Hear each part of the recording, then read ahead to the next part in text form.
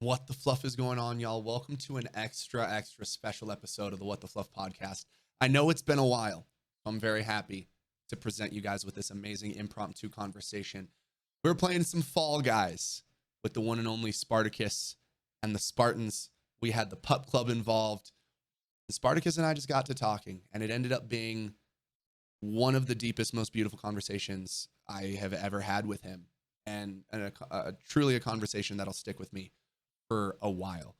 And it was during a game, so there's a lot happening, but enough people enjoyed it that they thought that I should post it up.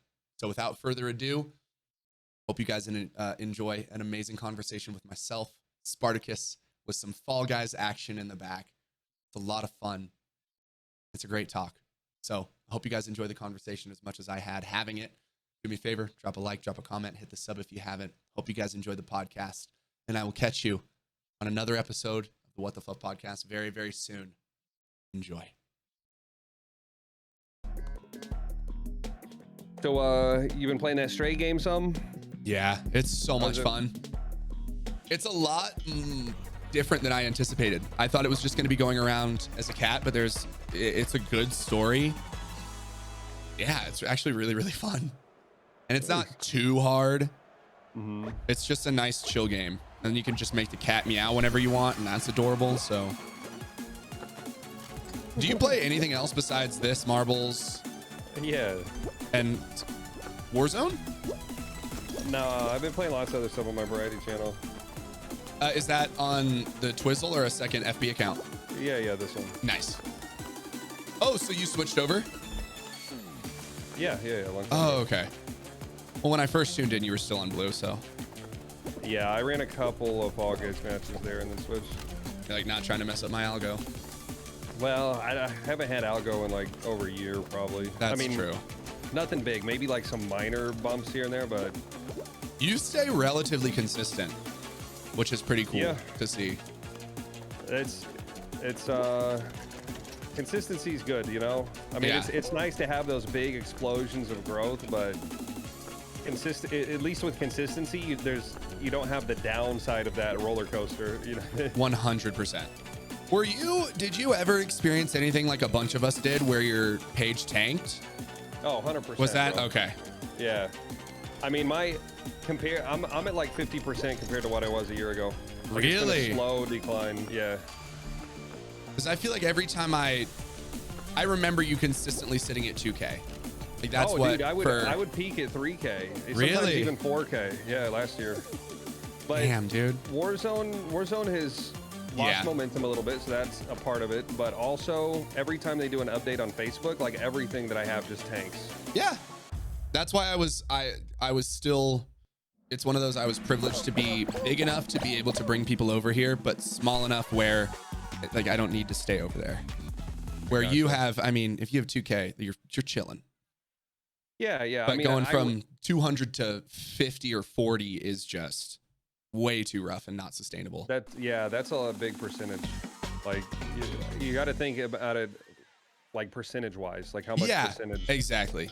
Because a streamer that's holding 200 or 300 viewers then tanks down to 40 viewers. That's like 75% of your viewership, which will in turn equate to 75% of your income. And as a person trying to make a living, that's just not doable. Not at all. And then you add on top of that just the issues with you have supporter issues, or people can't gift, or you're getting sent to others. Like there's just so many things. Yeah, bro. Yeah, dude. Now listen, I want the platform to succeed. Like I send them my thoughts on like, hey, let's improve this all the time. Yeah. And I love that. That's what I tried to do. That's what I was trying to do on Twitter, was at least create discourse between at least the public pages of Facebook, but it never happened. No one ever, they only like amazing things from certain creators, and they never engage on anything that's negative or constructive. So it's just like, why? I'm good. I understand, dude. But here we go, I want to see the platform succeed in the same way that I wanted Mixer to continue to grow. Did you come from Mixer? I did. Okay. Because I was wondering, I was like, I saw your 2-year anniversary on Facebook, and I was like, wait, There's no way that Spartakus and I started at the same time. No, I did 2 years on Mixer. And was that your first platform in general? Yeah. Nice. But Mixer was brand new. Facebook is not necessarily brand new, but the gaming section's pretty new and not necessarily fully established. Like Twitch is just has a hierarchy that's already established. Yep. And so I climbed to the top of Mixer over the course of that 2 years, and then they shut down. So yep. I just started getting on Facebook, but had a lot of solid community follow me over. And what would you say, like what did you end with overall followage and then typical CCV, and then what did you start with what did you have to quote unquote start over with on Facebook? At first it was a big hit. It took people quite a while to follow me over. I mean, some came immediately, but I started on Facebook at like sorry, that's our guy. The Cal got it. Dude. Yeah! They got him one. Dude. And we had a prediction for the stream if someone on Team IGP would take the crown. So let's go. He got it. You know what? We have to continue. We can't leave. You want to play another? Yeah. And this is a great conversation. I'm enjoying this. So keep talking. Keep saying words. All right. Let's get some people in here. Yeah. We got 20 spots left open. Get on in here, friends. The code is above my head. I switched over, and I probably had like 2 or 3. So when I was on Mixer, I was averaging 1,000 on Warzone. Okay. My channel really took off with Warzone. Before Warzone, I was doing like 400. What were you playing? PUBG. Nice. And Warzone kind of exploded, and Mixer was getting a lot of new viewers too at that time, and my channel blew up with Warzone, and it helped shoot me to the top of Mixer. And when I switched over to Facebook, I probably had like 200 or 300 on average. Okay. And I grew a lot in the first 6 months on Facebook. They did a thing where they were trying to bring in Mixer streamers, and not a lot of Mixer streamers came over to Facebook, but I was one of them. And we definitely got extra help in those first couple of months. Yeah. Because I grew faster than I've ever grown before then or since then on any platform in those first like 6 months. That's amazing. Yeah, it was really awesome. So yeah, that's kind of where I started. And then I peaked last year, like around like spring and summer. Yeah. Like my channel was peaking over 3K, sometimes 4K, but consistently peaking over 3K.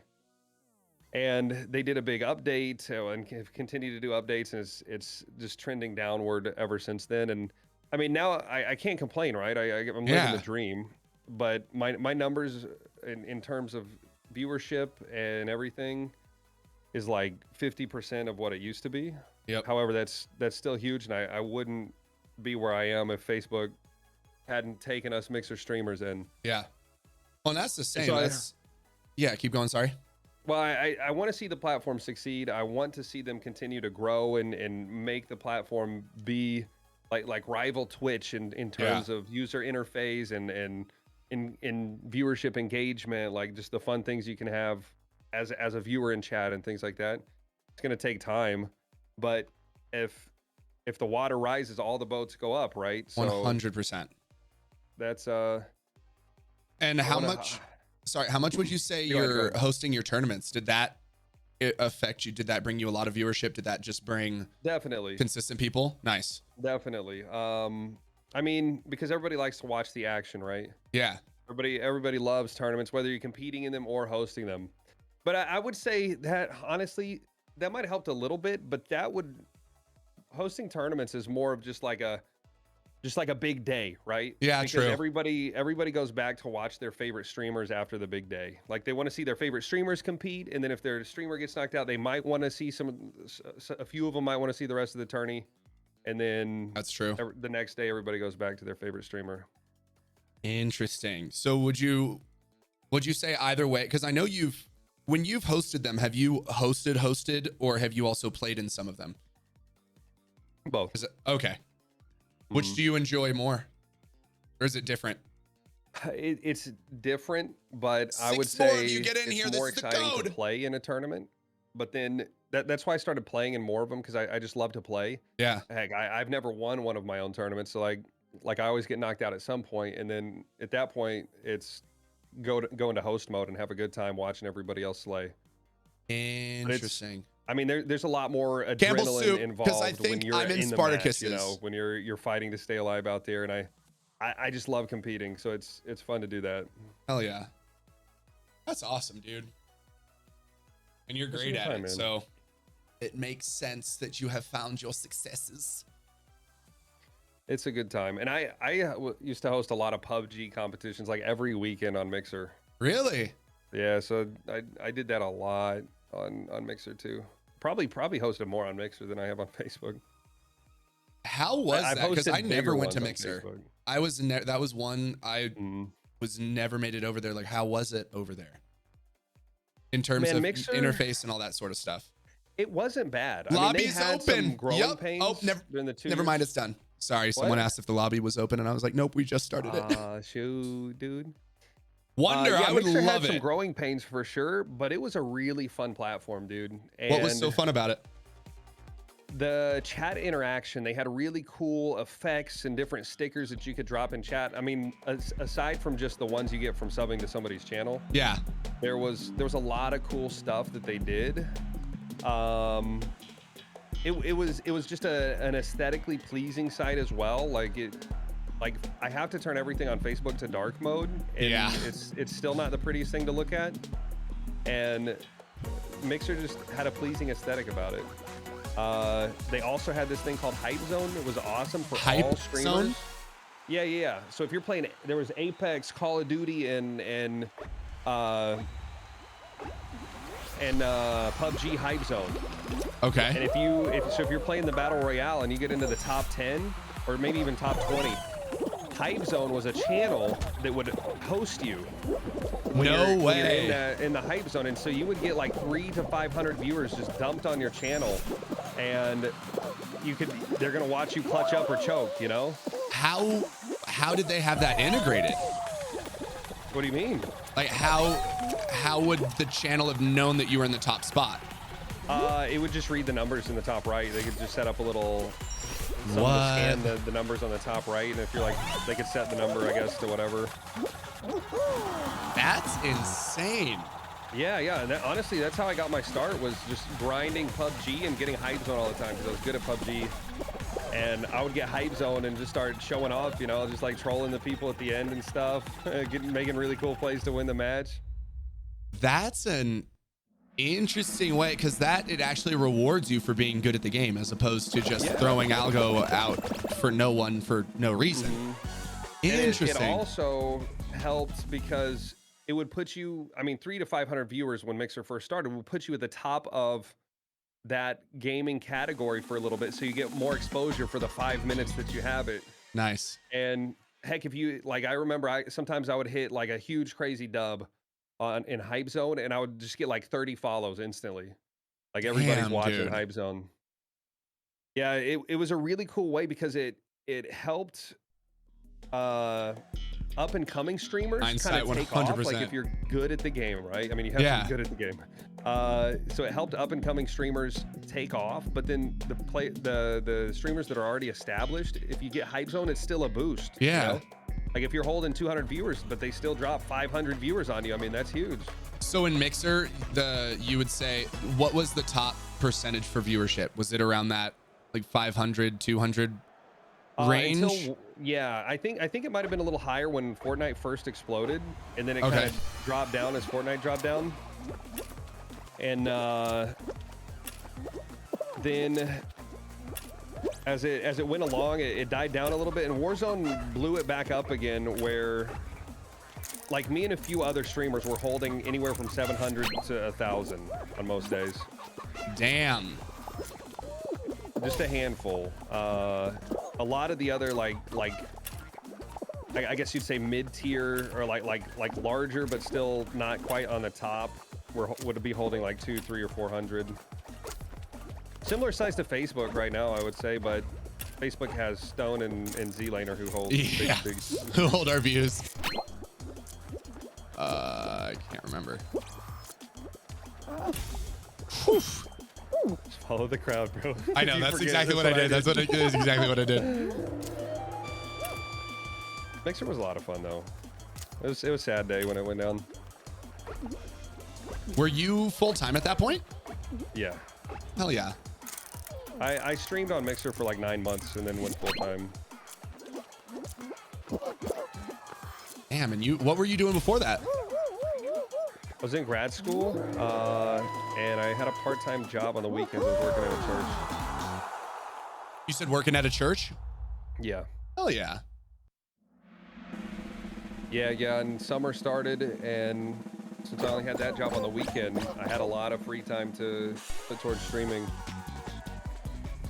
That's wild. I never would have thought about it before COVID. How did you get started, man? COVID? That was it. My bar Stuck shut inside? down. Yeah, I was watching a lot of Dr. Disrespect at that time. And I was still doing acting and stuff like that. And I was like, why not?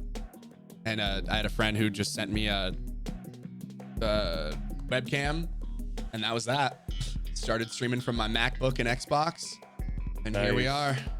Dude, I started on a laptop and an Xbox too, man. Dude, it was on a coffee table. That's so sick. I had an ottoman that I used as a chair, and then I had this tiny desk that was supposed to just be like behind a couch, not even as a desk, and that was my proper desk for the first 3 or 4 months or so. Yeah, I never would have predicted this in my entire life. Neither would I, bro. Neither would I. That's awesome though. I mean, that's kind of how I got started too. You know, not necessarily thinking it would go anywhere, and just giving it a try when I had some extra time. Yeah. You said your bar shut down. Did you own a bar? Or were you working? No, I was bartending. While I was pursuing the whole acting and modeling deal, I was bartending to just pay the bills. Gotcha. Which wild, going from working 22 hours a week to this. Oh no. Oh no. Oh no. Oh no. Mistakes were made. I'm in the very back, bro.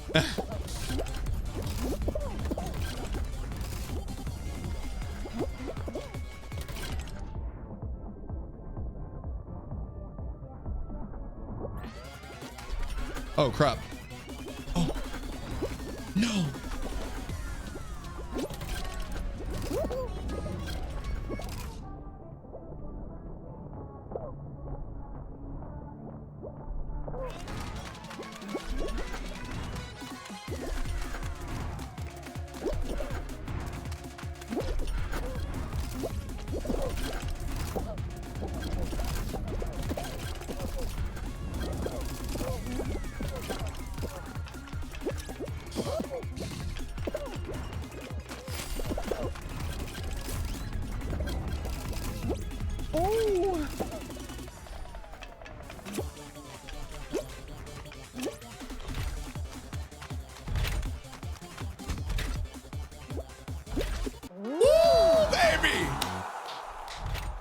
There we go. Stefan, sad. You honestly always wanted to drop into the bar and see me working. Never ended up making out there. I will have to go back and I will have to do a guest shift. I have to. Ayers, I love it. Now I'm gonna. You realize since you're so fun to talk to, I'm gonna have to bait you into doing an episode of my podcast. Oh shoot! I know. Shouldn't have been so cool. The Puppies Podcast. It's called What the Fluff? Or a pup talk, if you will. Fluffers. Oh, dude, all these crazy mother fluffers. Did you make it? Yep. Oh yeah, dude, that's the hardest map right there. I have never played that one so well. I accidentally got launched into the first place, like right off the start, so not mad. Fluff me up. That's solid. That could also be a porn podcast. Hell yeah, Ethan. Did I bartend in Denver? No, lousy. I bartended in Southern California. Sick. Oh, now, thank you so much. Back on your journey, I appreciate you, see how Stefan. you got to where you are. It's insane. It was what? I think everything closed down March 16th. It was 2 days before that, and I was doing the last shoot for my Lifetime movie. And then we went to work Saturday, and they're like, dude, we might be closed. And then Sunday we get the text, don't come in. And then I'm supposed to go to South America for a modeling job at the end of March. That gets shut down. Like, just everything in life was going my direction, and then it shut, and then just shut off. That's devastating. But then this happened, and I cannot imagine my life any other way now. That's awesome, dude. I'm glad you found a solid community. Thank you, man. Yeah, it's amazing what happened. Like, that's why when everyone's, dude, how do I stream? What's the first thing to do? And it's just be a real human and take care of the people that watch you. Take care of your community. It's amazing. Yep, have fun. That's it. Make it fun. Like, if you're not having fun, stop doing whatever you're doing. Do something else. Mm-hmm. Where you at, Spartakus? Oh, I see you. Grief my dolphin back here. I'm right beside you, dude. Yeah, I saw that. Holy cannoli, I flew so high. Oh, no. Oh, you dirt. Get me out of here. Yeah, right? Ain't no way. 10 people here. Oh, let's go. Okay, that was the last one. Stacey, gotta do a little dance for us. thank you for the raid. How did your stream go? So happy to have you in here. Shoot me, yeah, Stefan, shoot me a message, brother. Oh, dude, you can hear the volume I have. But honestly, man, when Mixer shut down, like, I guess when the world shut down for COVID, how did you feel? There was so much. So I had broken up with my girlfriend of 2.5 years at the beginning of that month. So, and we were living together. So I had already found another 1-bedroom, but she's older than me and has a better savings, and I was not great with money at that point. So we ended up living together for 4 months of that, like having after broken up with each other. So it's like there was so much. I don't know. Like I don't know, man. I was just like, what the hell is going on? Like, that's really it. I gotcha. And that's also the first time anyone's ever asked that. So I feel like I haven't even really processed that. Yeah, I don't know. Yeah. How would you reply to that question, to your own question? Well, when COVID hit, I was already streaming, so oh man, I'm about to die. You're good. And it was already your full time. Yeah, it actually helped streaming. I know that. Oh, 100%. Like it was a horrible thing for a lot of people, but it actually helped us streamers because everybody was stuck inside and wanted to find community. I wouldn't have a career if it weren't for COVID. Like, that's it. Yeah. Bro, same here, bro. So I'd have a different one. But yeah, so when Mixer shut down, I was gonna say we might have felt similar ways, like versus when COVID shut everything down for you, because I thought it was over, like when Mixer crashed, because that's where I grew, and it's hard to get an entire community to follow you across a platform to a different platform, you know? Punch nugget! It was 8 out of 9. Dang, dude. Oh, dude, Sparty. Oh, no, you might be 9. You might. Hey! Dang, dude, I got another one back to back. What? I didn't realize that was the last one. Yeah, that's it. Oh, my gosh. I mean, wow. Also, screw all of you that voted no. We're running it again. Yeah, we're running it again. This is still too much fun. Running it again. All right, we'll give some people time to join. Perfect. But yeah, I was just gonna say, like trying to stay hopeful, but knowing in the back of my head that, like, oh wow, it's over. Like it's probably over. Like, it was a good run, you know? Yeah. Of streaming or just life or streaming? No, not interesting. Life. I mean, I was thinking, all right, well, I almost made it big time. I thought Mixer was gonna keep going, and I was on the top, and I was just gonna ride it up, and I was gonna be one of the big streamers. And now you are. Still. Now I am. That's insane. But you know, so just that feeling, because I remember the day they announced it, man. my channel was popping off the day Really? they announced it. I'm telling you, like there's extra hype that comes. Well, at least on Mixer, it's not so much on Facebook anymore because they've shifted to focusing on short form content like Reels. Yep. And so even if you're at the top of the directory on a certain game, there's not as much hype that comes as there used to be. But like on Mixer, that was real. Like if you get the top slot, there's a bunch of people just floating around looking for the top streamers because it's a new platform. They're like bringing people in and stuff. And so there would be an instant boost in my viewership as soon as I slid into that #1 spot, and it would slowly go up over, you know, a little bit of time, probably like 300 viewers or something, you know, like it'd be crazy. And that's all new people finding your channel for the first time. Dang. And so I was having one of those days where my channel was just blowing up. Ninja and Shroud weren't on, and they were the only two actual big streamers. So I was like the #1 spot on the platform. They got word early that the platform was shutting down, and they, like a week or two before everybody else knew, they just stopped streaming and went on vacation. That's insane. I was like, man, these guys are on vacation. It's my time to capitalize. And I was out here like blowing up, dude. The day, there was so much hype on that day too. I had like I can't remember how many gifted subs. It was like hundreds of gifted subs. It was nuts, man. That's awesome. And I was a much smaller streamer then than I am now. So I was just like, I was floating, bro. And then suddenly everybody in the chat starts to say, Mixer's shutting down, Mixer's shutting down. That same day. And what? The day that I was blowing up, or I mean, I had been blowing up a lot on Warzone anyways, but that day was like a mega hype day. And that day is when Mixer announced it. And what day was that? It was like June 22nd, 2020. Dang, dude. Something like that. And you know, it was summer. It was still during COVID. Everybody's home. Everybody doesn't have school, and like everybody's watching the stream. Man, I was blowing up, bro. And then check Twitter. Dude, there's Mixer shutting down. I'm like, no, and it just killed the hype of my stream instantly. Like it was just done. Mixer broke up with us in a tweet. Yep. That is, yeah.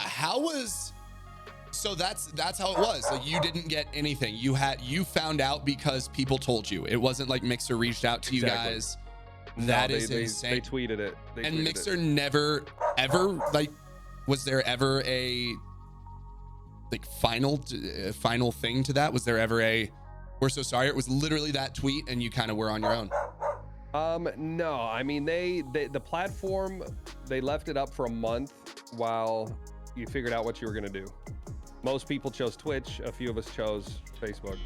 So they gave us a month to try to, you know, migrate our audiences to a different platform. Yeah. And they also, I mean, they paid like whatever you made in your last month on Mixer, they doubled it. Like they paid another of whatever that amount was as like severance, I guess. I mean, shoot, especially if you were doing pretty well that month. You went out with a nice little severance package. That was, let me tell you, that was a good one. But that's insane. Honestly, like I'm thankful for Mixer because without like Hype Zone and Mixer, I would never have blown up at all. Yeah. And I'm also really thankful for Facebook because if I had to switch over to Twitch, I would have just continued, like I would have dwindled, you know, like that's what happened to every Mixer streamer that switched to Twitch. They all dwindled. Most of them stopped streaming. Why was it? Like what was it about the Switch? Did Mixer people just not like Twitch? No, they went to Twitch and not Facebook. Like they wanted, or you're talking about the viewers? Yeah, but like, yeah, why? Because of course, if people are gonna follow you, I'm always intrigued as to why you're not gonna go to the main site. I don't know. Like that's just so, it's tough. Sorry, I was getting. You're good. But yeah. So I'll give you what I think are the reasons. It's not. I mean, there's no way to like 100% confirm it. Dude, these guys will not. Dude, I made it. Me. I'm right behind you, dude. I've fallen like 3 times on this because everybody keeps grabbing me, bro. Dude. I made it. Dude, I did not. You still got 15 slots, bro. Get in.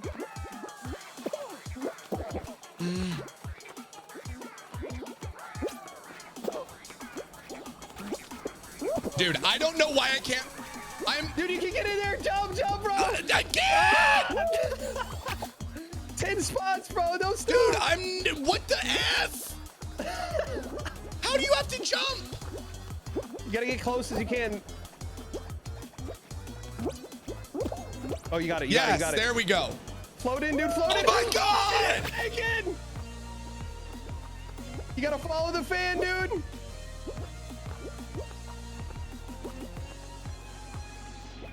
Oh, this is you. This is you. The last slot. Yes! Oh my God. Give me 30 seconds. Hold on. We need to get those wicked gifted in chat for the 5 gifted subs. We need to welcome Butt Cheeks, Monty, Reek, Infamous, and Alex into the prestigious motherfucking Pup Club. Dom, thank you for the 100 biddies. Go to Kiss with the 200 biddies. We're chasing the crown. Let's keep it going. We got a level 2 hype train up in this motherfucking son of a biscuit. That was so stressful. Dude. that was top tier content is what that was. I am so clenched.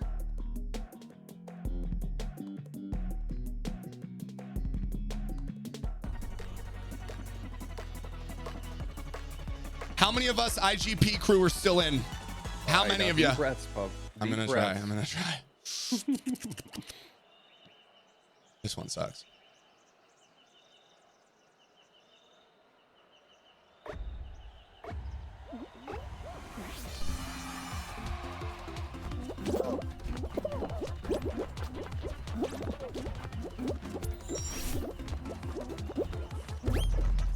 Oh.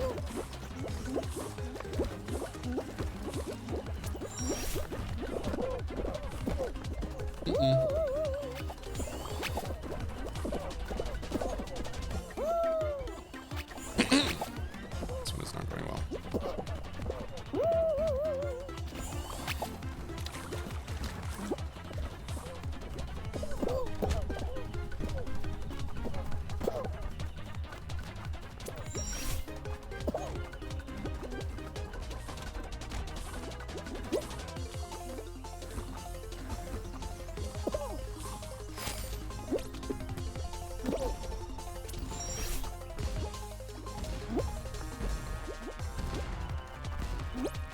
No.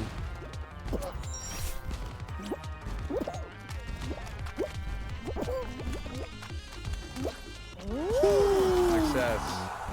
So close. What's up, Black Widow? How you doing? Wait, Ethan, what happened?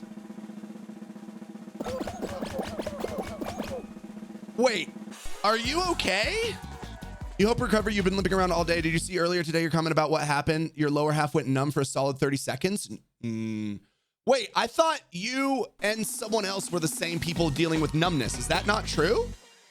What's up, Bose? Started following me because Spark seemed like a great human. Hope I grow as the top streamer. Thank you so much. Has your adrenaline and thank you for coming over here. Absolutely not. There is no, I'm either asleep or I'm at a level 10.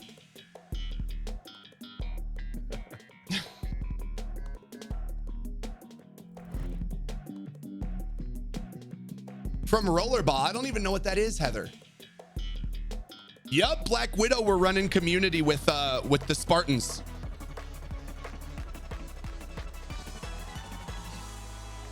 Navigate obstacles. Okay.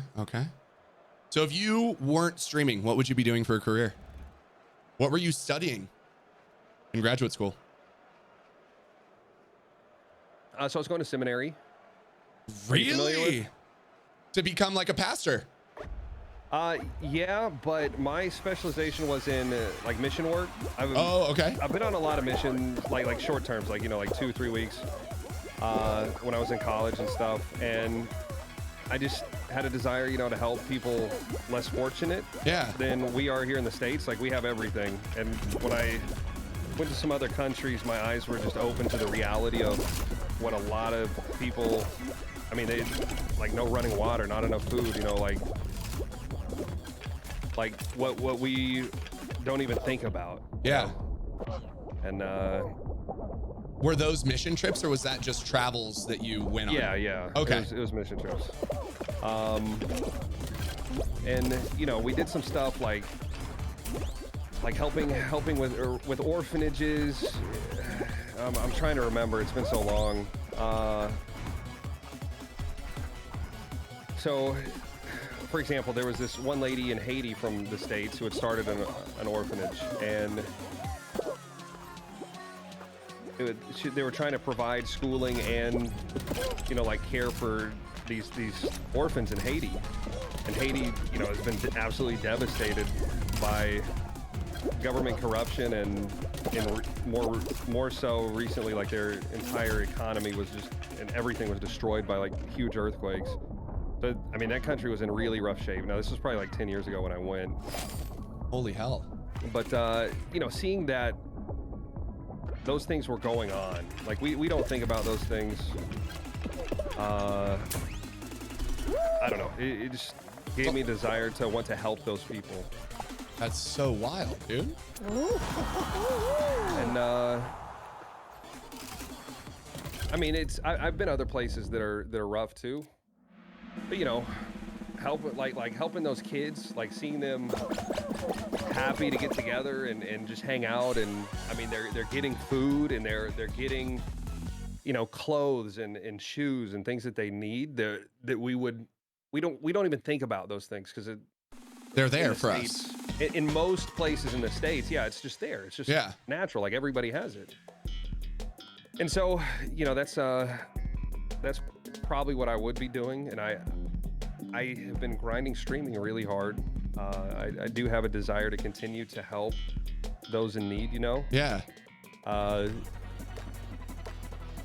know I can do that through streaming as well, and I still desire to be involved with that kind of stuff, you know? It's That's not like awesome. I started streaming because I didn't want to do that anymore. Yeah. Well, I mean, even as you were saying, it was just something to do during the weeks. And then it kind of just ended up working out. That's so cool. And now I'm the most toxic streamer. I was going to say, going from that story, I was like, and then you just intentionally piss people off on a daily basis. I've always been with a good heart. With a good heart. I've always teased my friends, like in high school, man, like they fall asleep on a bus, I'm tying their shoestrings to the poles that hold the chairs on the floor. Dude, I just picture you freaking like finding some of the cooler people that you're helping out there and just messing with them a little bit. Just, oh, you new shoe? Nope, no shoes for you today, Kyle. That's so wild. I would have never guessed that. That was easy.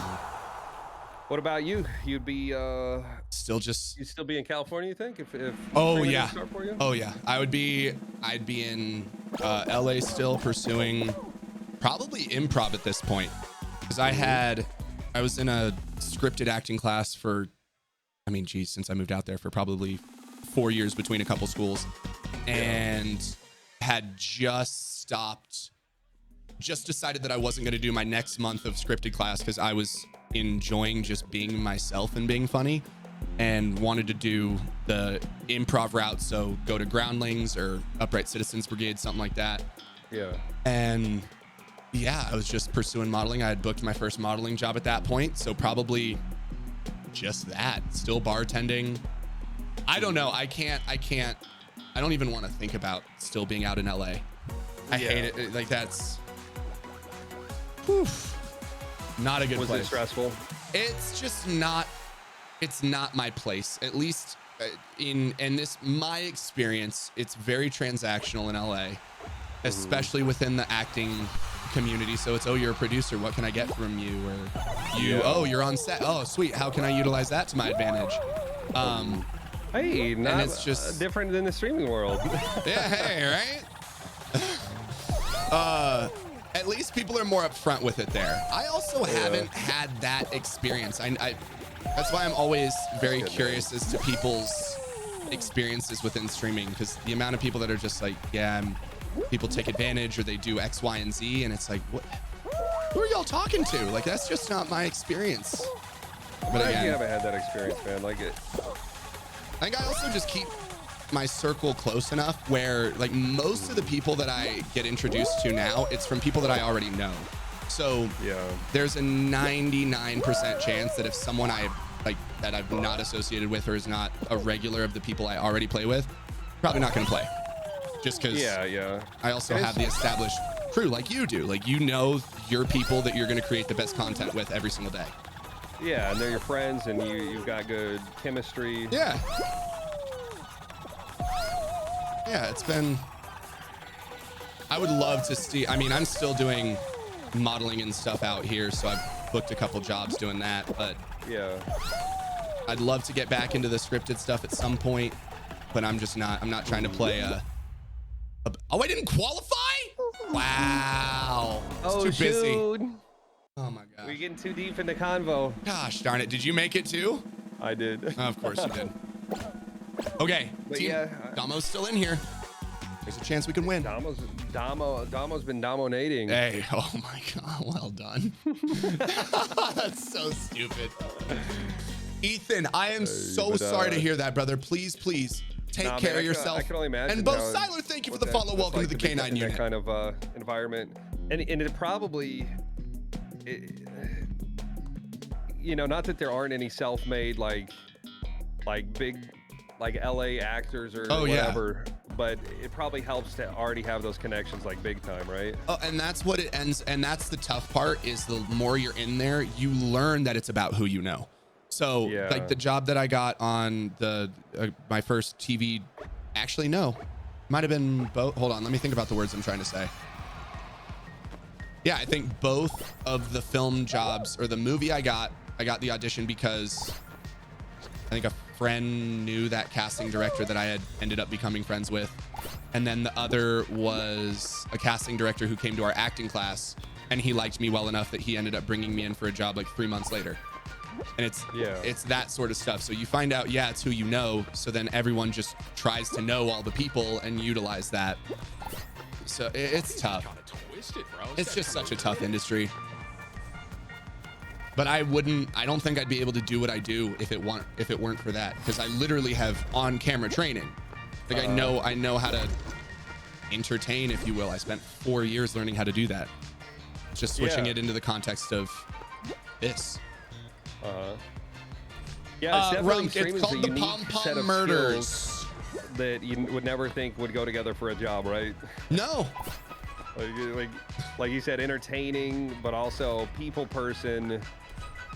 And you got to have gaming skills. You also got to have a little bit of computer knowledge on the back end to set everything up and make it look good. Yep. There's a lot of random skills that you wouldn't think go together.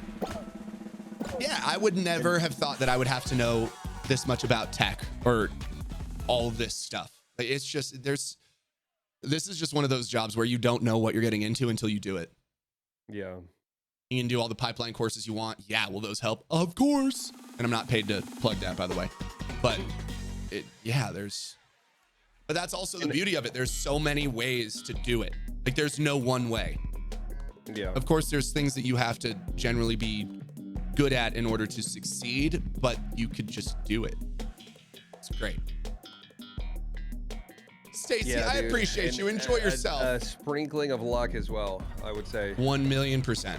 Because if I hadn't started streaming when Mixer was starting, and if I hadn't taken advantage, like if they didn't have Hype Zone, and if I didn't switch to Facebook when I did, and all the other streamers switched to Twitch instead, I definitely, all those things are all lucky moments, I would also amend that.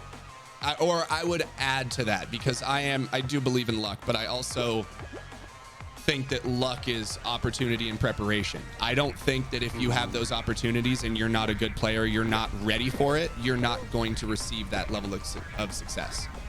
Yeah. So you had to be there and that had to kind of be lucky in your way, but also you had done the work up to that to be ready for those opportunities. Yeah. I would say, I would definitely worked hard. I wasn't just slacking and it just happened. Oh, no. I had to work my stinking butt off. And that's, oh no, no, Damo. Oh, Damo don't make it. That's it. Dang it.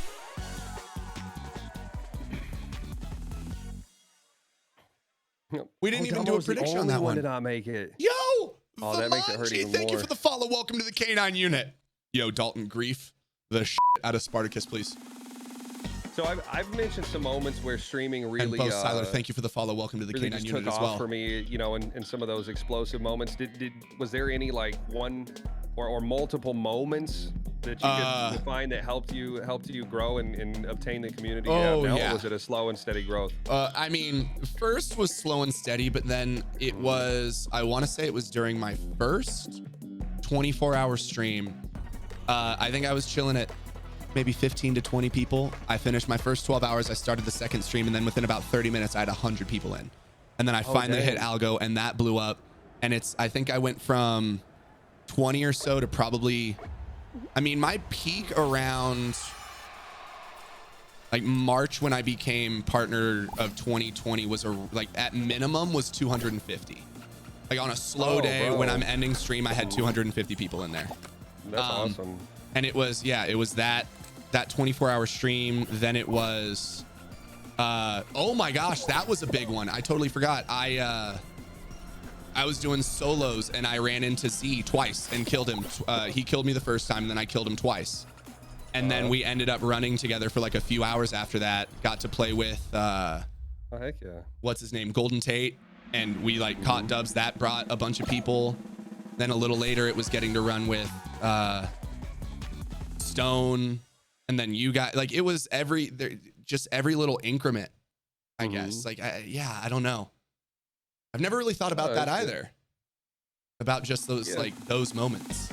I mean, there's always the slow and steady growth. At least that's been my experience. Yeah. There's been the slow and steady growth, but then there are those like really impactful moments where it's just like boom. Yep. Stone Mountain was definitely one of those moments for me when I switched over to Facebook. He shouted me out to help. Like the first day I was partnered. What? He wasn't going live that day, and he dropped my link on his channel or his page. And I'm telling you, like that was. That's a game changer right there. Yeah, I was averaging like 100 or 200 viewers like my first day on Facebook, and he dropped my link, and it shot up to 2,500 viewers. What? Yeah, it was insane, bro. Yo, it's you and Dalton 1v1. No way. Bro, come here. Let me teach you a lesson. This is amazing. I'm about to slam his head into the wall. Come here, bro. None of you are going to make it at this rate.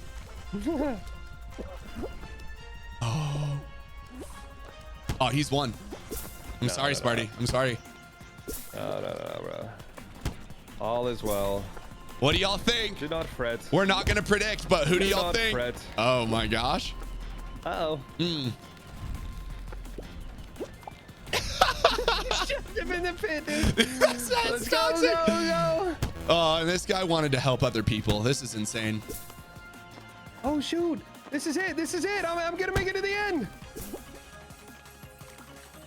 Come on, Dalton. Oh, no. No, how did he go so fast, bro? How is he so fast, dude?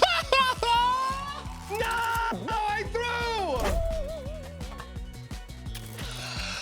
Oh, he activated his hacks, man. He floated up to that thing. He went from the ground straight to the crown.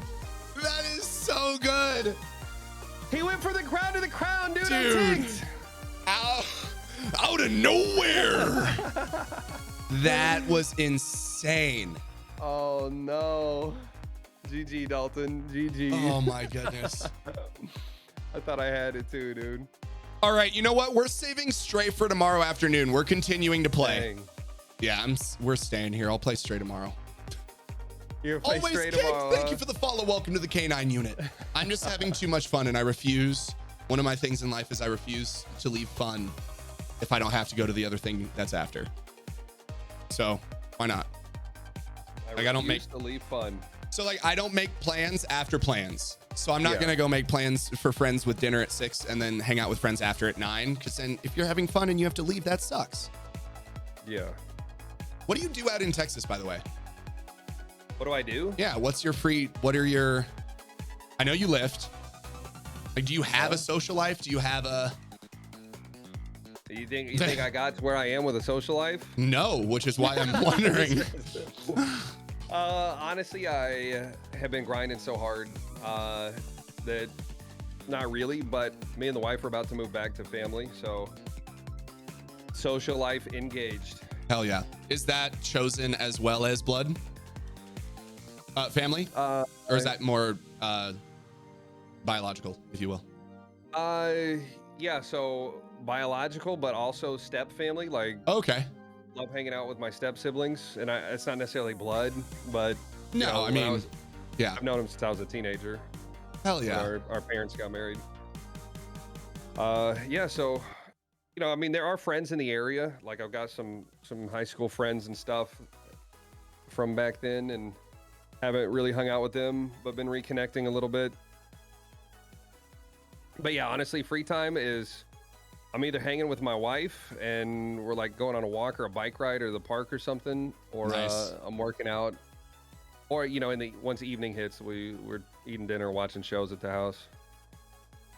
So then because you just mentioned grinding really hard. So what's the goal? Of course, everyone grinds with the objective. Is there is it the house? Is it the move? Is there a grander thing you're grinding towards so you can take 2 months or 2 weeks of vacation off? Is there... Man, Puppy's asking all the detailed questions today. That's what I do. You shouldn't have let me in I have Spartakus one-on-one. I'm going to ask questions. So the goal is I'm super competitive. Of course. And I know I'll probably never be the best streamer, best entertainer, best gamer. I know that in my mind, but my goal is to be those things. Just to be the best at what I do. Took my Uzi. So then, okay, follow up. What does the best look like to you then? The most entertaining. Okay. Like the most entertaining is really the goal. Like, I want to be the best at the games I play too. Yep. But I am not as serious about that objective because there's too many cheats around, and 100%. I would just drive myself up the wall because I refuse to cheat or anything like that. And I had to over the last couple of years, I've had to talk myself down out of being so competitive. Like, I'm still competitive, right? Yeah. Like, especially like me and the boys were always super competitive with each other. Or here playing Fall Guys, like I'm out here sweating, Oh, 100%. I have a bandana on. But when it comes to my goal to like win tourneys and things like that, like I had to talk myself into being okay with not, because there's too much cheating in the scene. But was that easy for you? no, it's still not easy for me. Yeah.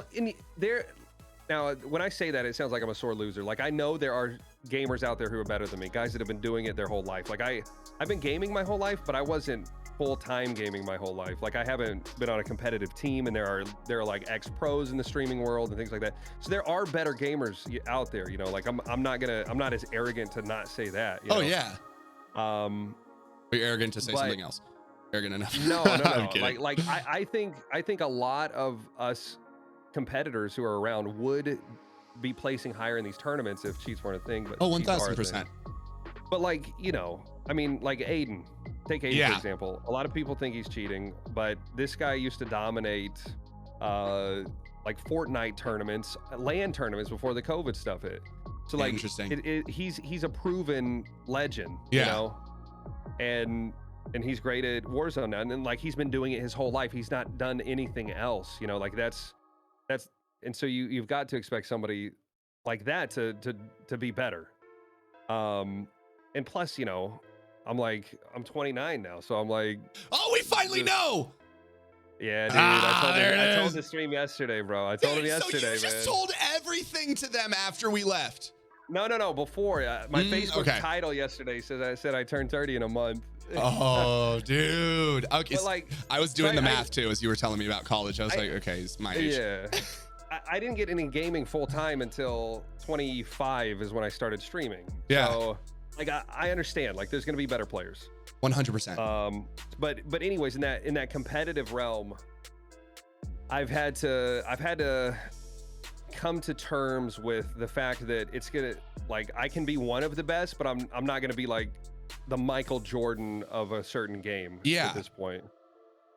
But I do think I can be a top entertainer, top streamer in the world, and that's my goal. I love that. And I 100% agree.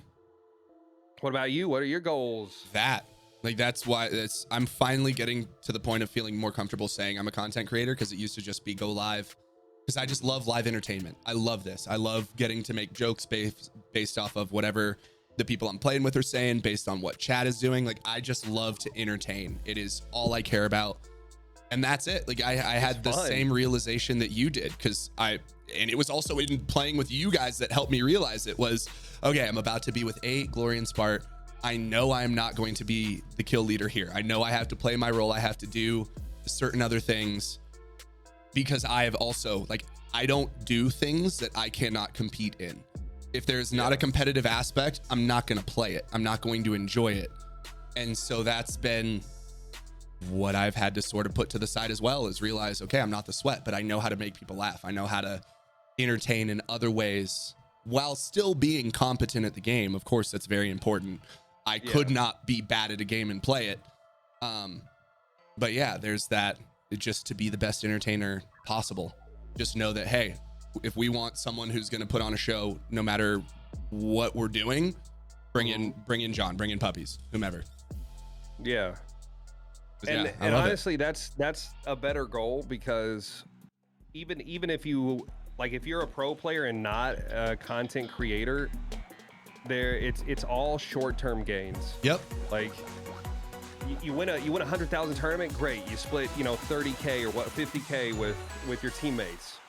But I mean, that's a huge paycheck, right? But there's no consistency. You might not win the next tourney.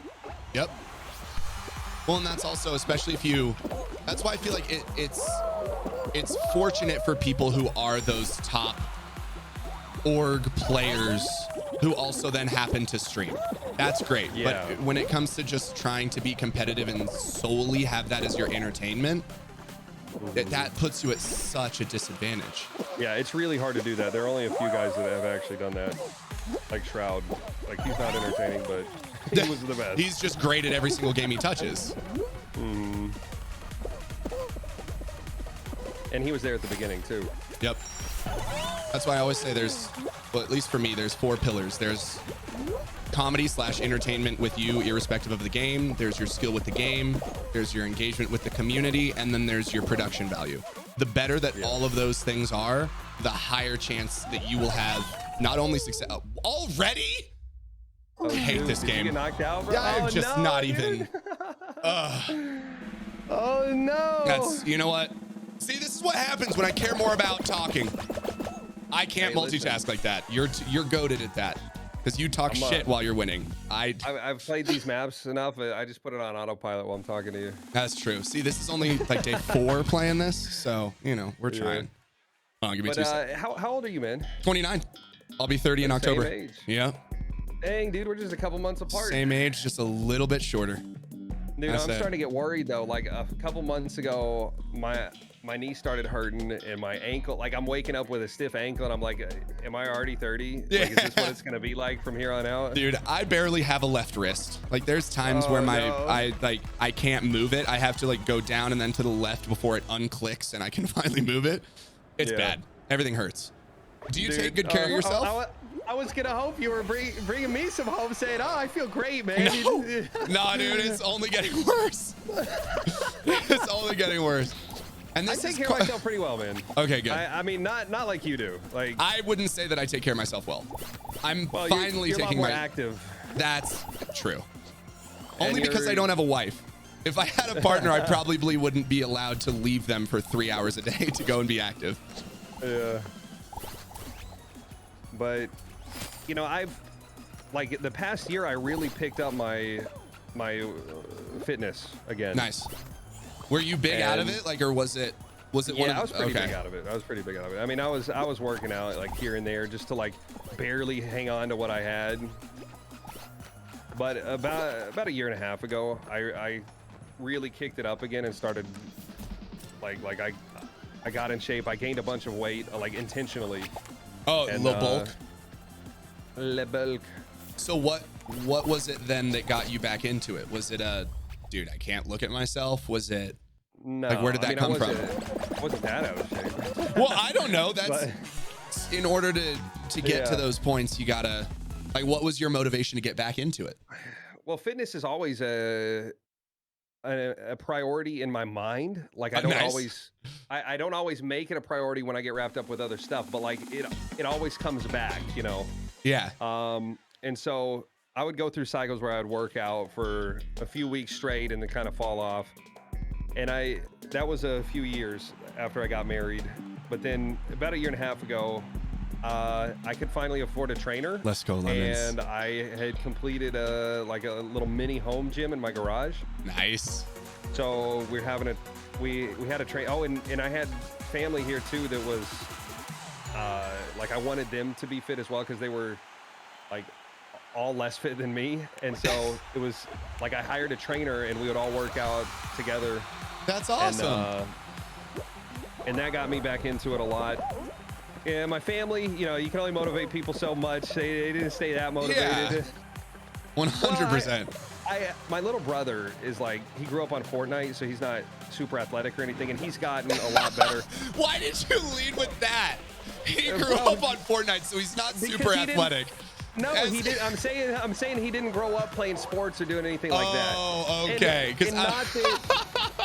And not that sports are the most important thing. Like, he's in high school now. Yeah. And he's still really uncoordinated, but he's getting more fit. I'm serious, dude. So my brother is a fucking loser. He only plays video games. He's so unathletic. No. It's clear bro. I got all the athletic genes. No, that's not even it. He has the exact same body type as me. He just like he just didn't put it to work. And so my little brother lived in the area, and I wanted to help him not like be good at sports. I just wanted to help him be fit and know how to take care of his body for the rest of his life. So I started him working out, and he was doing the trainer stuff as well. And he still works out with me. Oh, that's sick. Does he live near you? Yeah, or just when you go he back does. home? Oh, hell yeah. So is he going to be moving with you guys when you go back home? Nice. It's a family migration, I suppose. That's awesome. Yeah, Also, so like Chat, you thank made you it for the sound so follow. much worse, bro. Cairo Kenny with the 1,000 because biddies. I have to tell my dad, because my dad wants him to be good at sports. I'm like, sports isn't the most important thing. Like after high school, nobody cares. Yeah. Like I did collegiate athletics. What'd you play? I did high jump. And Really? but still, after high school, nobody cares. Like even like I did it in college. I had a great time. I wouldn't trade it for anything because it was a great time. I had a great experience. It got me super fit, and Lemons, you better win it for us. So I'll ask him about American Ninja Warrior. Don't worry. And nobody cared. Like, you know, like nobody cares that I did high jump. Nobody cares that I did basketball in high school. You know, like nobody cares about that stuff. I feel like the only people who care are former collegiate athletes. Yeah, exactly. And so like I have that, and I can talk about it with people who want to talk about it, but it's not like I'm not just gonna puff out my chest and walk up to a crowd of people like, hey, I did high jump. I used to high jump in college. Like nobody cares. You know, I talk about it with my stream sometimes. Yeah. Just because it's fun to remember and talk about it, and yeah, I am proud of it, but it's like nobody cares. You know? Yeah, that's fair. Except for me, like I care, but I know that nobody else cares. I mean, it's also okay. So would you care more if you played college football as opposed to doing high jump? Because one can assume that naturally people don't care about high jump just in general. But if you're like, I played college football, oh my god, that's so sick. Nah, if I had played basketball, it would have been a little bit of a bigger thing, but still, nobody would be like unless you win a national championship, which is near impossible. Yeah. You're in the top percentage if you do. I'm hoping our buddy Old Man Lemons is gonna make it. Oh, you guys are neck and neck. But yeah, so I gotta like with my little brother, you know, it's not that sports are important and I want him to be good at sports. Like I know like nobody cares. And so I just want him to be healthy and be fit and know how to use his body and take care of his body, you know. I love that. Do y'all know if I added wickets? Here we go. I don't think I did. You? Wait, and I know you're like a big fitness guy. Yeah. And And so definitely, you know, it's motivating for myself, and I know a lot of people probably in your community too. Well, thank you. Yeah, I like that's one of those I wouldn't know what to do if it weren't for sports. And that's why it's crazy that I have the life I do. Because if I wasn't, my friends used to, or my best friend used to always give me shit. He's like, you are the laziest, most athletic person I've ever met in my life. Because it was, if I'm not, because I would be playing sports year round. It was either football or club volleyball or whatever school I was in volleyball. And if it wasn't one of those, I was at home playing video games.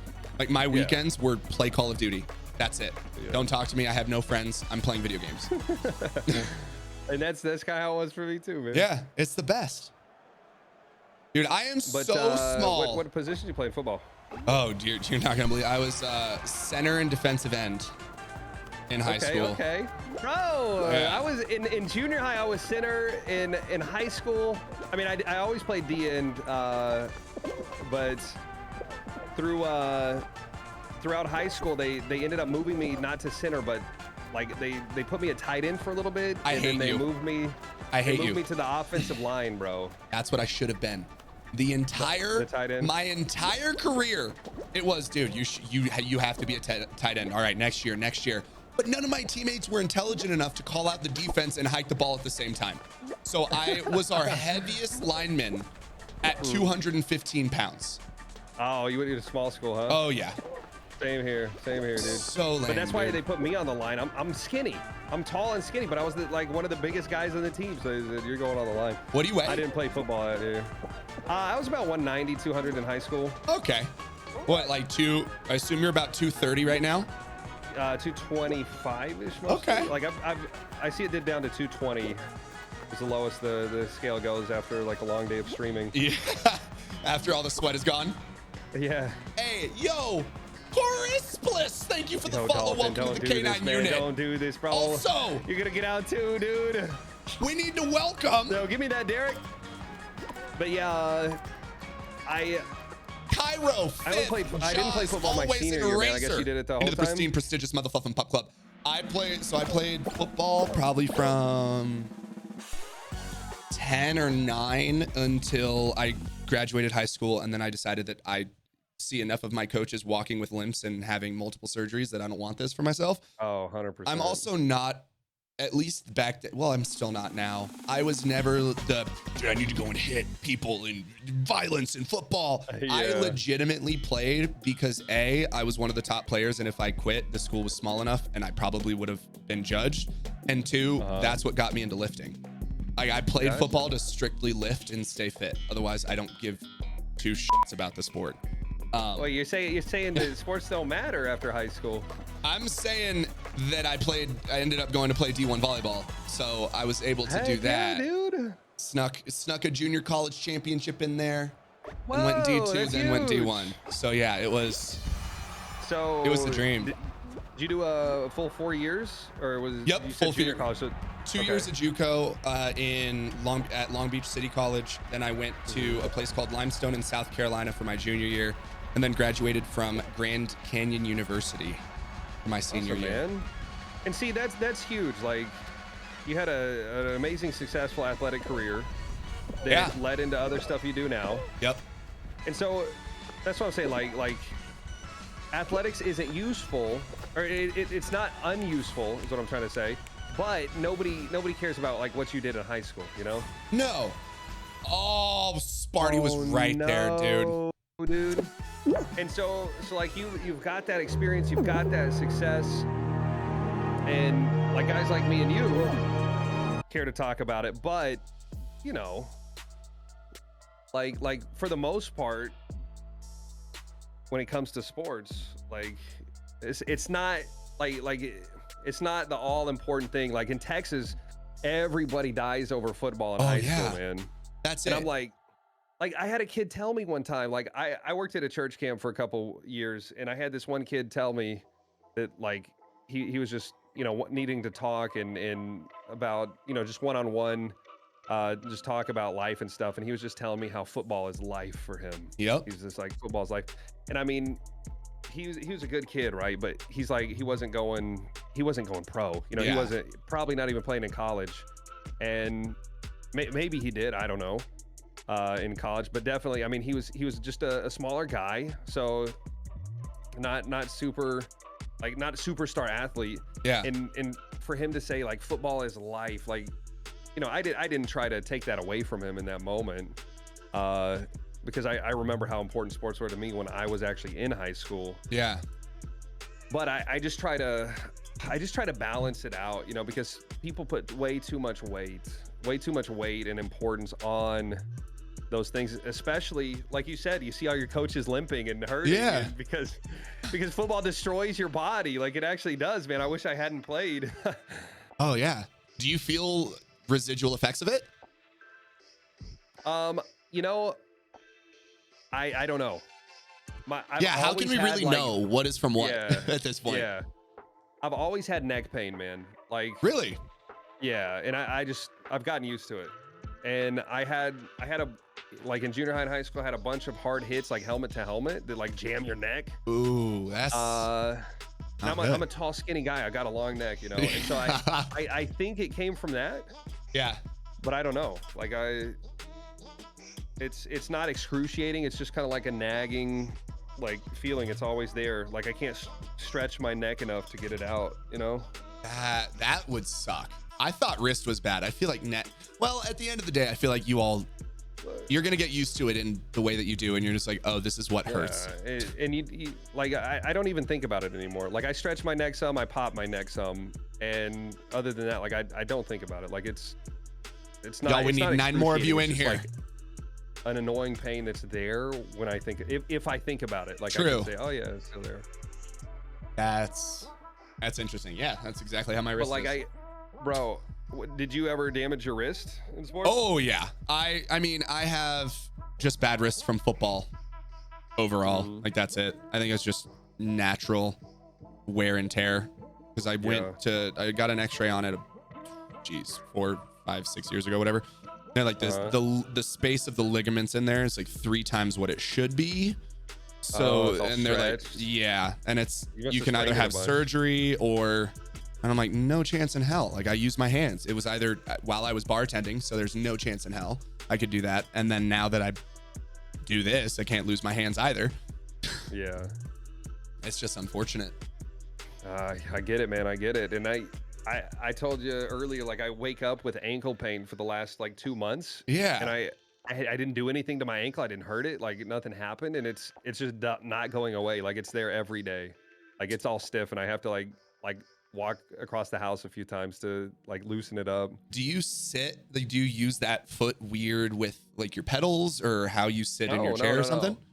I mean, I try to move around a lot. I lean back some, sit up some, you know, just so I'm not in the same position all day. Yeah. But I mean, I rolled my ankles a lot in football and in basketball in high school. That'll do it then. Not really in college. Like I got a lot stronger and my muscles a lot more fully developed in college, and I never really had any big injuries. But in high school, like I was rolling my ankles all the time, dude. I was uncoordinated and weak. I'm telling you, man. I was 6'6" my junior year, bro. I'm over here like looking like a giant Bambi running around. Dude, when did you, was that when you had your growth spurt? Like, were you always a tall person, or was it just junior year you went from 5'9" to 6'6"? No, I was always the tallest in my class. That's insane. Just finished growing. Let's go, buddy. Junior year. You rode? Is that, growing. I thought you said finished rowing. I was like, oh, that's different. Yeah, a small private school on the beach. Yeah. All right. I'm not talking to you. I need to make this one. All right, focus up. But it has been good to converse and learn more about you, man. Dude, you as well. And everyone keeps saying, dude, just clip these last few hours, make it a YouTube video. This needs to go on the podcast. Yeah, dude. Just throw it on the podcast, man. Dude, I'm down. I'm so down, man. Oh, nice. Good guess. Yeah, that's why I love these conversations. I just love figuring out why people are the way they are. And now I know why you're so toxic. because you like to help people, which is just. Shoot. Oh my gosh. He got me, no, dude. I've always been so man. I probably got it from my dad. He always used to tease us when we were kids, you know. Really? He was the guy in Mario Kart. He would pick Bowser and just run us over and like pummel us off the track, even if it cost him the game. That is honestly, of all the things I learned, that right there just was the biggest, why is Sparty the way he is? That's why he does what he does. Like, you know, we play like we had like a Justice League Super Nintendo game where you 1v1 each other, and he would just like troll us in that game and obliterate us. He'd pick Superman and just defeat us. Wait, so you have? Is it just your brother? In terms of your other siblings, or full siblings, I should say, like who you grew up with. I had an older sister, 6 years older, and I've got a younger sister who's 3 years younger. Holy hell. And then my little brother was a surprise late in life baby, and he's 15 years younger than me. Dang. Your poor parents, they thought they were free and clear. Mm-hmm. Do you want kids? You know, I don't not want kids. When we first got married, I wanted kids a lot, and then I got nervous. That's fair. And you're also enjoying the copious amounts of free time that you currently have? Copious. Yeah, my wife's got baby fever, man. I don't know how much longer I can put it off, you know? That's true. Oh my goodness. That child. How about you? You desire some youngins? I originally thought I did, and then I realized how much you have to give up to have kids in terms of your own personal life, and I'm just finally ready to be selfish. I'm just not ready. We'll see if I have, like, I enjoy interacting with children that are smart and you can mess with and have good banter with. But then it's also like, what if my kid likes baseball? Like, I can't just give it away. I have to keep it for the most part. So that weighs on my brain a lot. And you don't like baseball? Absolutely not. No. Or if like my kid likes baseball? Or like golf? What if my kid hates Fall Guys? What if my kid doesn't like volleyball and jiu-jitsu? I'm pretty much gonna have nothing to talk to it about. Yeah. Well, you know, I'm probably into all the stuff I am because my dad liked it. My dad was a video game nerd. Like, you know, and he got me into all this stuff. Like, That's true. I like to watch movies like you know, sci-fi movies and stuff with it. That's awesome. But no, dude. I know you said you're enjoying being selfish or however you phrased it, but yeah, I don't even think you should phrase it like that. I mean, because I enjoy my time. Selfish has such a negative connotation, and I don't think there's a problem with choosing not wanting to make that commitment, you know? Thank you so much for saying that, because even in okay, cool. Story time. So my history is with codependence with my mother, because it was just us growing up. So it was like, that was it. It was just us two. So it was unapologetically whatever the other person wants to do, or not being quote unquote selfish. And so finally having realized that I can be my own person and wanting to be my own person and all that stuff, I've had to sort of, I guess, use the word selfish, although I would agree with what you say and say that it's 100% just self-caring and just self-preservation. But yeah, I appreciate you pointing that out, because it's not selfish, and I would always get annoyed when people would be like, dude, don't you feel like you're being quite selfish right now? And it's no, like, I feel like you can like the things you like and not have to be accountable to someone else for that. I don't know. Nah, man, like a year before we got married, I was ready for kids, and I wanted kids, and you know, then I kind of changed my mind a little bit, and I think my wife was What was it that changed your mind? I don't know, just really enjoying our time together and knowing that, like, we're gonna have to sacrifice a lot of that. And, like, I mean, yes, selfish is the proper term, but I don't think it's not that negative. Like, selfish is normally such a negative thing. Yeah, I agree as well. But choosing, you know, to not have kids is you know, that shouldn't be a decision that's like forced upon us by society. You know, like, And that's all it is. It's, oh, you're this age. Why don't you have a kid yet? Yeah. Why don't you have a kid? You're not a good person if you don't have a kid. Whatever. Yeah. And so, yeah, man. I'm glad we're talking about it because, dude, definitely, like, I'm scared. Like, I'm nervous about it. I'm hesitant. Like, so what is the fear? Is it just the loss of self? Is it?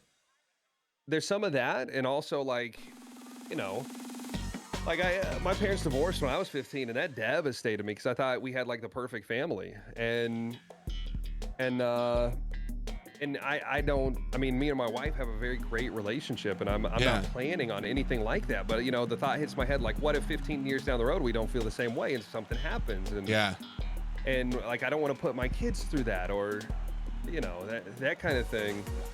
Have you guys gone through the whole like Reddit thread of the I wish I didn't have kids like that? Have you guys looked at that aspect of it yet? No. But you know, and like not everybody, you can do your best to raise a kid perfectly, but that doesn't mean they're gonna come out perfect. Like what if like we've had some drug addicts in the family. Like what if my kid became a drug addict? Like you know, there's a lot of scary things that could happen, right? Yep.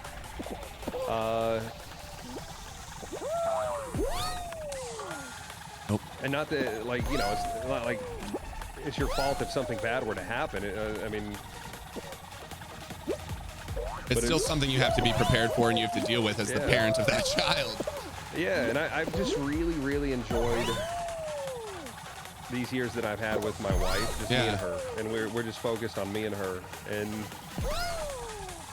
I love my wife a lot. I love spending time with her, you know, having a good time, just like watching shows and hanging out and going to do some stuff. You have a partner that's your best friend as well, like someone you actually want to hang out with, which is so important. It's just me, my wife, and Chad. Yeah, that's what they said. That's hey, those are your kids, man. Those are the lovely people you're responsible for every day. Mm-hmm. Oh, and there was also something very important that was typed in chat, which is there's no such thing as raising a kid perfectly. Yeah. I mean, so there's a lot of things that go into it, but all of that's we went through a lot of things there. I went through a lot of things to say, like, I don't think it's a negatively selfish thing to say you don't want kids or you're not ready for kids. Well, thank you. Yeah, no, and I don't feel it being selfish either. Like, it's just one of those, you realize what is for you and what is not. Mm-hmm. That's probably one of the most beautiful things I've learned over the last few years is it's like some things can just not be for you and that's okay. Yeah. They moved to China. They're happy with that. Yeah. Yeah, go over there. You're great.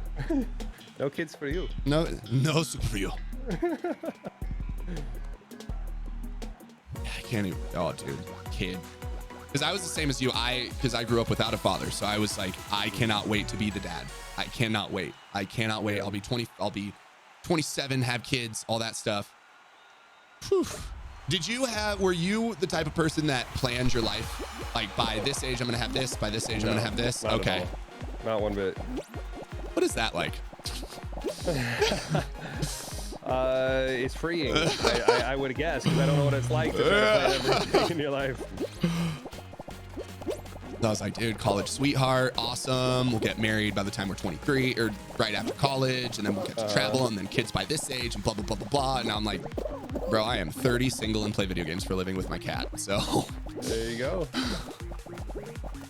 But I mean, I've always worked hard at the stuff I've done, but I've never been worried about the next step. Interesting. I mean, I'm a Christian, and I don't want to get too much into religious talk, right? You're fine. But I've always just trusted that like if I seek God's will and pray for that, like I'll be all right, and then work hard at everything I do. Like it's not like I could just pray for that and then just kick my feet up and everything's gonna come rolling in. You know? Like my parents taught me how to work hard, but that's kind of where I guess that mindset comes from, is just if I work hard and I seek God's will, then I'll end up where I'm supposed to end up. Trust the process. I hate this game. Oh, I was the last one. Did you make it? Yeah, Bro, no, I didn't even know you were was, still in. dude, I was still going. That was it. That was for the dub right there. Oh, I would have waited for all the deepness until after you got your dub. I can't. That's the thing. I will not prioritize a game for conversation. I will take the conversation over the game anytime. Unless it's that's a for big me. money tourney. Unless it's a big money tourney, then we're not talking. Then we're just playing. So Who won that? That was Stone Killer, right? Yeah, Stone Killer. GG to Stone. Gosh darn it. Yo, Evil Scooter, thank you for the follow. Man. Welcome Have you to ever the got a K9 solar unit. crown? It's been a long time. I don't think I've gotten it since I started playing again. Oh, so back when the game first came out. Yeah. So wait, and then of course, because of course we don't have to go in. We're not going to go any further. But have you always been religious, or was that something that came into your life later on? Yeah. Nice. I was born into it, and from an early age, I knew it was something that was important to me, and I have had for a lot of people, it's just tradition or family tradition or whatever. Yeah. For me, it was more than that. It was an experience that, or many experiences I had along the way. Yeah. That showed me that it was real, that it was something that I wanted to, that I knew I needed to pursue in my life, and I did. And that's in a strange way that's led me to streaming. But That's so wild. Hey, here I am. Oh, I have so many more. Okay, we're gonna have to, because I want to know more about that. Because I grew up with religion, and I ended up going the opposite way. I mean, I'm not anti-religion. My whole belief system is just don't be a dick, number one, and then number two, as long as you're not harming yourself or another person, let your freak flag fly, whatever that might be. And so that's one of those, for me, religion. That was big with my mom, and I feel like she forced that onto me to the point where it made me reject it. But yeah, I'm always fascinated by some people who have had it introduced into their lives early on, and it's stuck, and it's still such a big part of their life. And then there's other people like me who had that same relationship to it earlier on, but then completely went the same way, or there was something that happened. So that's always very interesting for me. Yeah. 100%, Cap. That's exactly what I was just thinking. On anybody is not. How you doing, Sharks? I mean, everybody's got their own free will to make their own decisions, and you've got to respect that. And I completely respect everything you just said, and because when somebody says I'm Christian, they think they're the person who might not be Christian in the conversation is going to feel like they're being judged, or that this person wants to force it down their throat or whatever. And I don't agree with that either. Everybody's got their own free will, and it needs to be a decision of that person to choose the life that they want to choose. Yeah. I mean, that's even just a testament to you as a person, considering, I mean, we've been playing for a fair amount of time, have a fair relationship, and I'm just hearing about it. So that's one of those, I mean, not that there's people that, I mean, yeah, that's just beautiful. You have, that's awesome. I appreciate it, man. And I appreciate your openness as well. Of course. A lot of people think it's always going to turn into a fight or whatever, or like an ideological fight, a belief system fight, however you want to phrase that. Yeah. But we don't have to fight about it, even if your beliefs are different than mine or whoever. Our communities are probably belief systems scattered across the entire spectrum. Oh, that's it. And we don't have to fight about that. We're here to connect and have a good time as a community over something that we share, which is gaming. Yep. And that's exactly it. It's so, that's why you just boil it down, and it's so simple. You're not hurting anyone else or each other. Just live your life. That's so beautiful.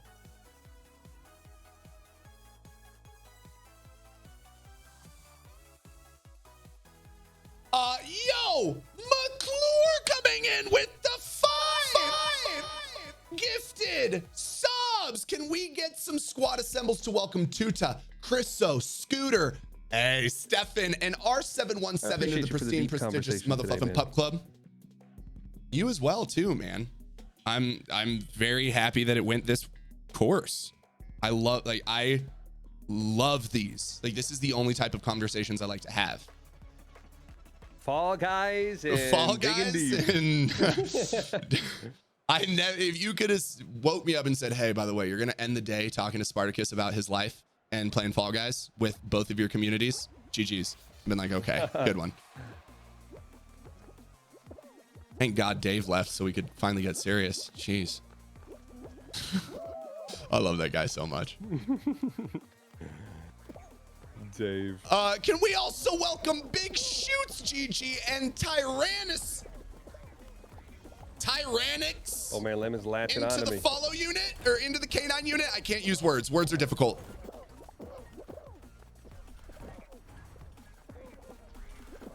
Oh no. Oh yeah, we're making this.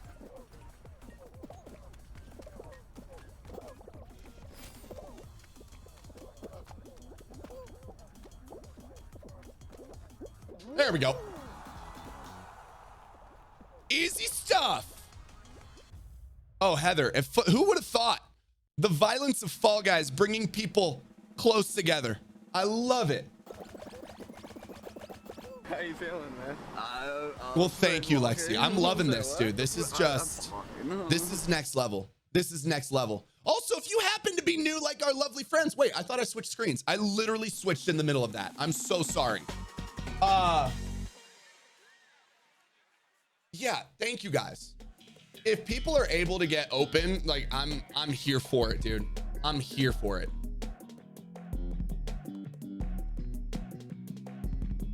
Nobody can see. Everyone can see now.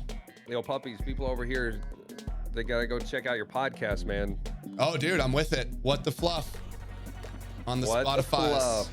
On all. Oh, it's on Spotify. Oh, dude, I It's got official. Spotify, Apple, Google Podcasts, and YouTube. Audio only. Yeah, get ready to answer these questions all again because I want to clip this and use this, but it's like I don't want Fall Guys music in the background of our series. Hey, so talk to me about your childhood.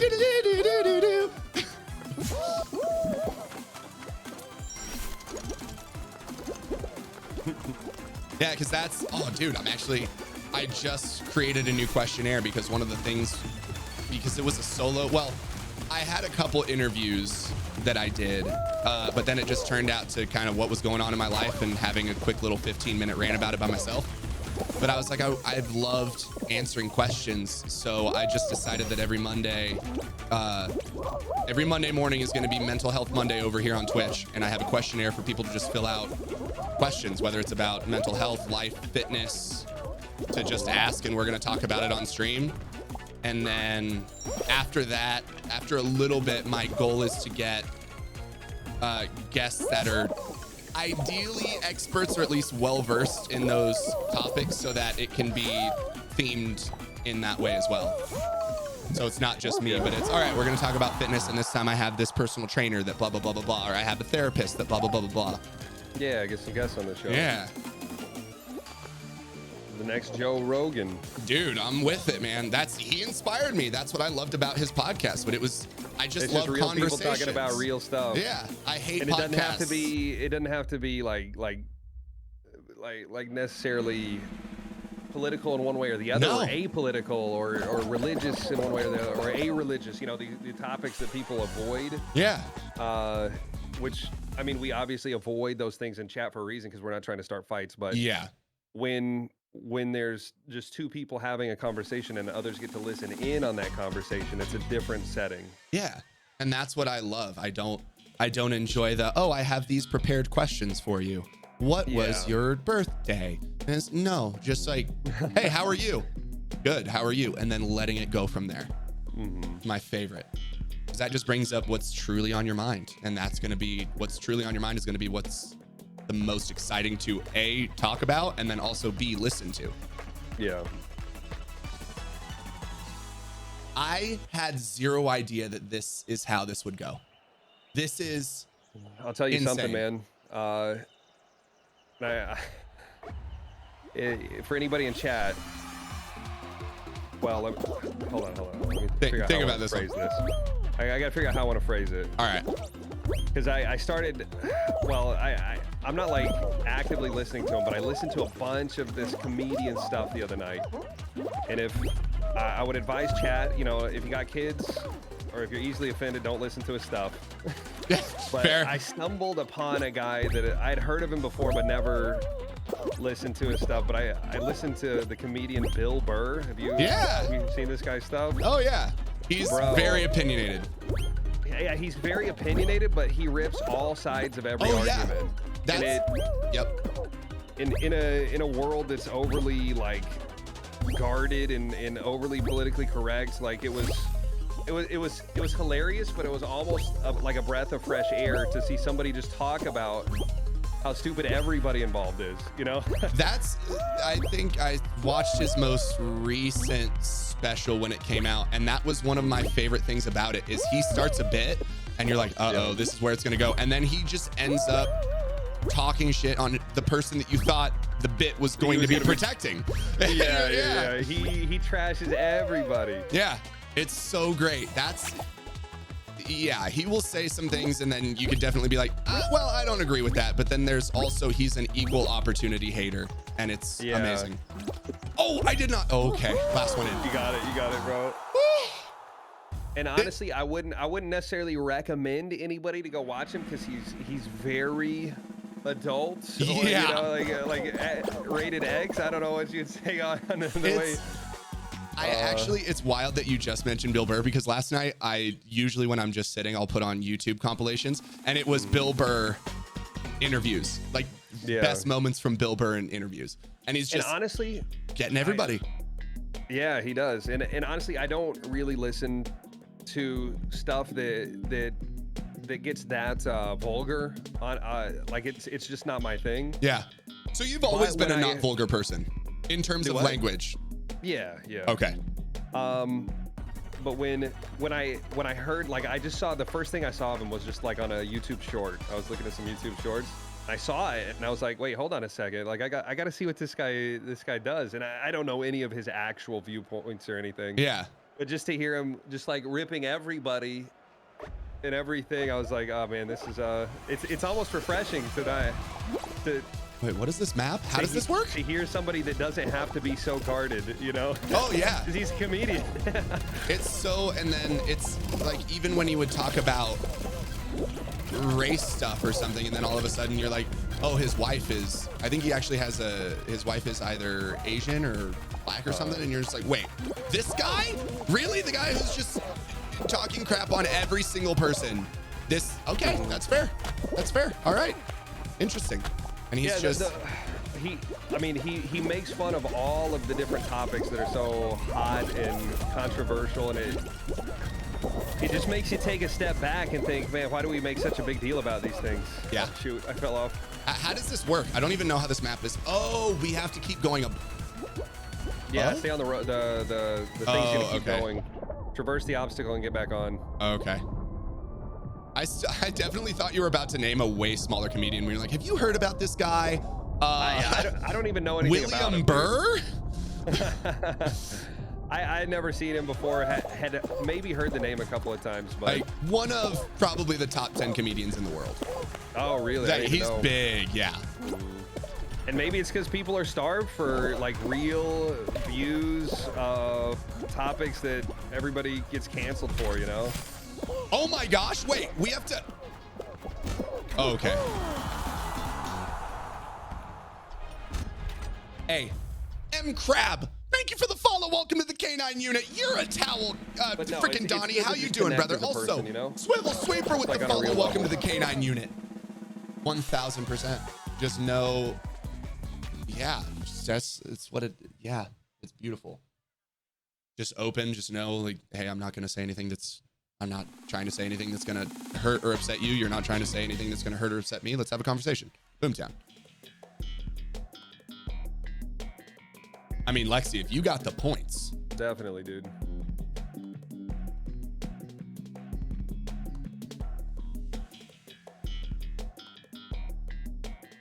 And if y'all are new, feel free to smack that follow button. All right, sir. I want to see a crown clutch. Dude, I'm gonna do my best. Is this for it? Is this the final one? I don't think so. Okay. No. 3 eliminated. Okay. Oh, and there's only one thing, so this should be a little easier. I shouldn't have said that. My dude Dalton, who's been too good at this game today, says he's got you 5 gifted if you win. Oh my gosh. Y'all need to get away from me, though.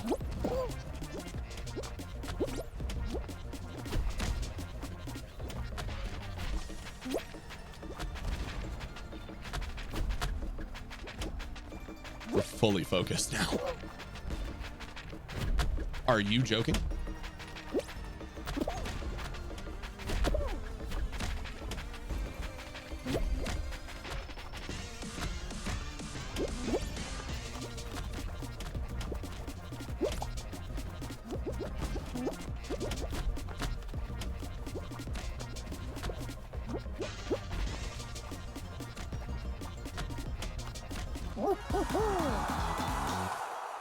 You got it.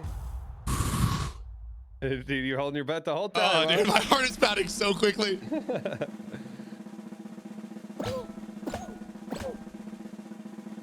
Wish I had my watch on to figure out what my BPM is. Hey, so how was your high school experience? You went to how small was your school? Oh, private Catholic high school. My graduating class was, I want to say 300, maybe. I think we had about 1,200 overall when I graduated. I mean, high school was, I didn't really come into myself until my junior year of college, probably. I had 2 friends, one best friend and another close friend. I didn't go to parties. I legitimately, if I wasn't playing my sport, I was playing video games, and that was it. So I wasn't popular. I was good at sports, but I was kind of just there. And of course, my best friend was homecoming king, Mr. Social. So yeah, I was kind of just the quieter guy that was just there. But again, I didn't have a bad high school experience, but it was just, it was what it was. Mm-hmm. Yeah, nothing crazy. What about yours? I had a really good high school experience. Senior year was great, you know. Nice. I wouldn't want to go back and do it again, you know. Oh, I don't think no. we in basketball, it was. I mean, we definitely had some glory days. Like we had a great team, had a decent shot at winning state. We didn't win state, but so I mean that was great. Had a good group of friends, but you know, a lot of people remember high school as the glory days or whatever, but I had a much better college experience. I didn't have a bad high school experience, but just a much better college experience where I, you know, made like very deep lifelong friends. I mean, I had good friends in high school, but just, I guess in college you find people that are more, there's just more people, and so you'll find people that you get closer to, I guess. Well, you're also, I mean, do we really know who we are in high school? Yeah, exactly. And I've never thought about that, the way you said that, like Yeah. you becoming you. And I'm thinking about it now, and I probably started figuring out who I was my senior year. Of high school or college? Of high school. Okay. And then, but that didn't fully complete transition. What's the term for that? Coming to fruition. Yeah. Until did you make it? Yeah. Oh, you're the I last was one. Okay. literally the last one. Oh my gosh. I didn't fully become myself, I would say, until. Oh, hold on. Sorry, sophomore I just year. unplugged my headset. Okay, no worries. Okay, now I'm here. Hey, welcome back. Thank you. Yeah, I just said that process of me becoming, like realizing who I was and becoming fully who I was, probably took from senior year in high school to sophomore year in college. And what was that journey for you? What was it the bro, people you always made? digs deeper, Oh, man. dude, you know, and of course you know what? Oh, this is a qualifier. All right, I should be good. I always want to know the more granular thing. That's the exciting part. Yeah. So think on that. How many are going to Alright. qualify? Let's see. Yeah. I'll let you focus for a sec. Oh, eliminate one? Okay.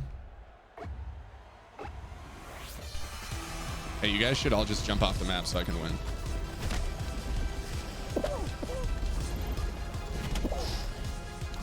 It's those stars that are dangerous, man. Just take your, there we go. Too easy. I mean, yo, we too are Venom. Thank you for the follow. Welcome to the K9 unit. Okay. Is it gonna be the Hex one again? Hey, listen, I got a community member that has been going through a rough time. I'll leave the details out of it, but just going through a rough time and has really needed to hear our conversations today. Hell yeah, man. And that's another great thing about this job is that I didn't realize would be what it is that our communities and our content get to be a place for people to enjoy and hang out. Yep. Yeah. When they need a place. That's the most impactful part, hands down. Is just the you don't even realize until someone says something like this, or even just you take a day off and someone was like, I didn't realize how much I missed, or I look forward to every time I see your notification and having you not there. That was unfortunate. And that's, I mean, I know I get a little bit trolly, right? A little bit toxic, but I always try to keep it positive because you never know who needs that positivity. 1000%. And no, you're like positivity times 10, bro. Yeah, I guess. Yeah, probably. Just how I am. Like, I just don't. Like, it's also my biggest downfall. Well, it's not, but it's also one of my biggest. It's what gets me into the biggest mental rut as well, is I just can't compute how people are not good people. Like, that's probably my biggest gripe in life, is just how is that possible? Like, I also understand it so much. Like, unresolved trauma, of course, hurt people. That's it. It's so simple. But also at the same time, it's like when you're just nice to people, it feels so good. Like, how could you not want that?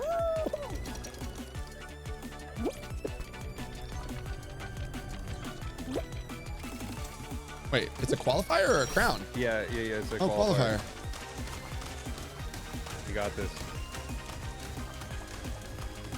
Wait for this slow trapeze, dude. You and Sutal are gonna make it, Irish Nation. I did it! Dude, I literally held on. Dude, you gotta hit the pipe. You gotta hit the pipe. You don't have time. Okay. Irish is coming.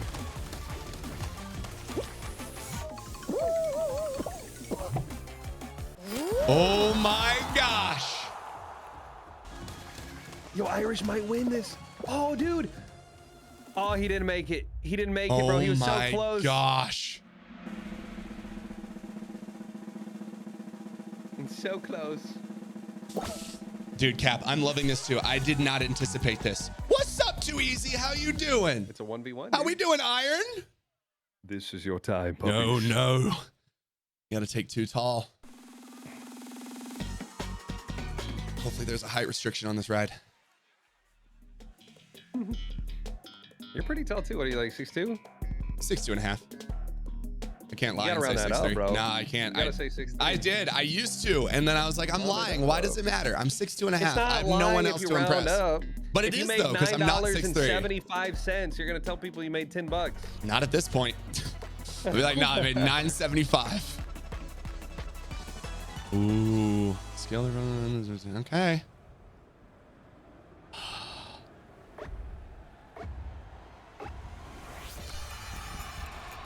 Both of y'all are going to qualify on this one, as long as you don't time out. Oh, it's a qualifier. Jeez. Yeah, it's sometimes the lobbies get bugged and do too many rounds.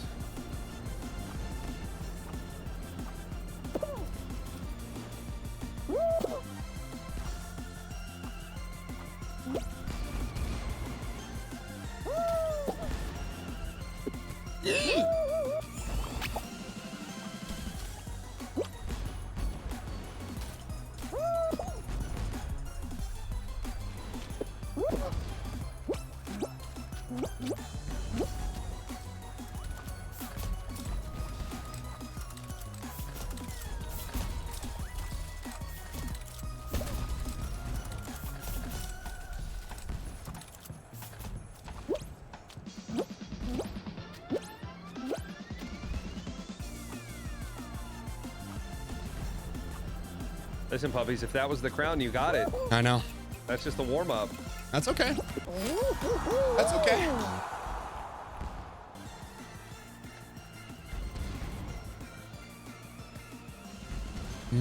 Too tall. Feel free to take your time.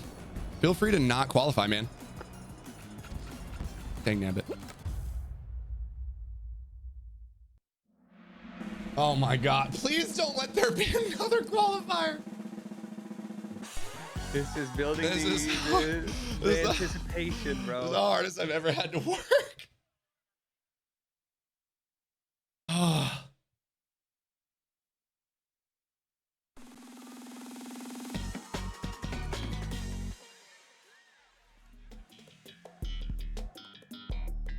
Oh no. All right. I'm going to take a gamble here.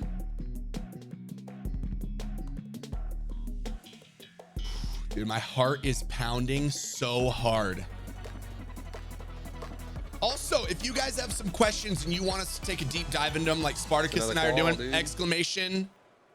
No, this is it. What?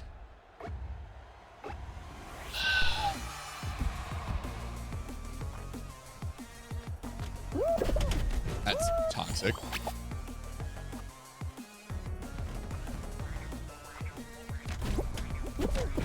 Dude, the game hates me on this one.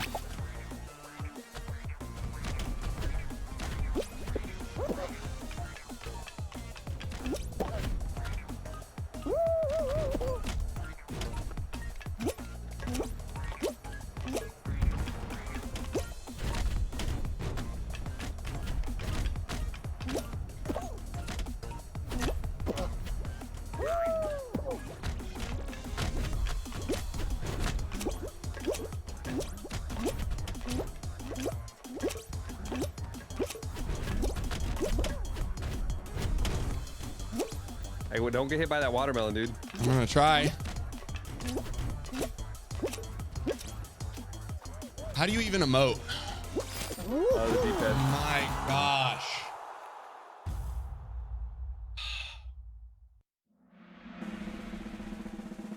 Come on. This is the longest game we've had. Yeah, it's bugged. Hopefully the next one's the finals. I think if it gets anywhere below 10, it should automatically do finals. It probably supposed to, but it's just messed up. What do we got? Final round. Oh my gosh. Have you done this one before? I have.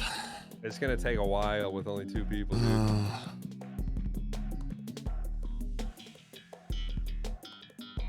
Yo, too tall, just fall through. Help me.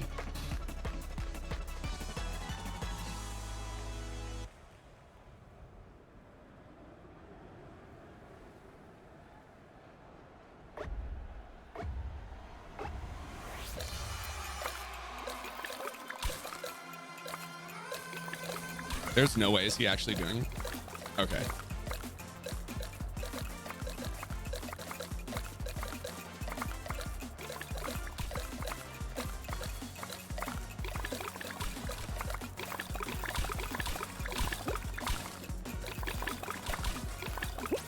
No way! Yeah, too tall! You already got it, bro? He jumped up! Bro, he takes it for you! No way! That happened so fast, bro. I looked down at my phone and you won! Yeah!